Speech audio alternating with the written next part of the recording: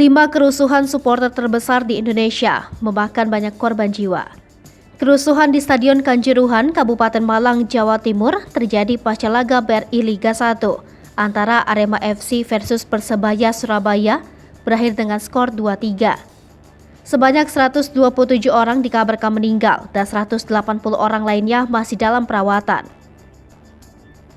Tragedi Kanjuruhan menjadi salah satu insiden kelam yang menimbulkan korban jiwa terbanyak kedua di dunia.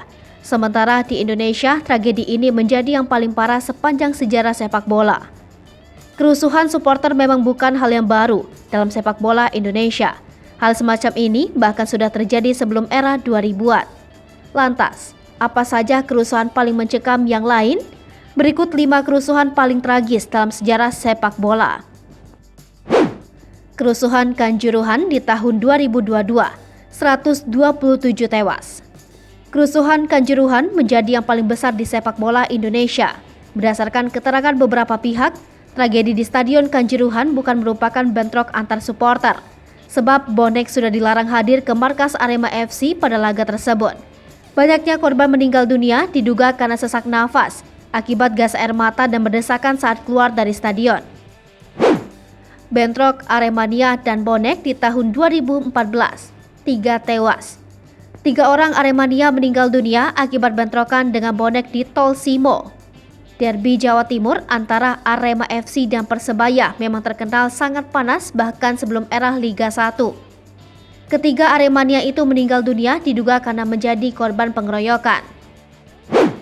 Persibo versus Persebaya di tahun 2012, 5 tewas. Ada insiden usai laga Persibo Bojonegoro versus Persebaya Surabaya pada Liga Indonesia 2012. 5 orang meninggal dunia, 4 diantaranya terkonfirmasi sebagai bonek pendukung Persebaya. Kelima orang itu meninggal usai terkena lemparan batu saat berada di dalam kereta. Pelaku pelemparan ditenggarai sebagai supporter Persela Lamongan yang saat itu hubungannya kurang baik dengan bonek. Persija versus Persib di tahun 2012, 3 tewas. Selain Arema FC versus Persebaya, laga Persija versus Persib juga menjadi partai paling panas di sepak bola Indonesia.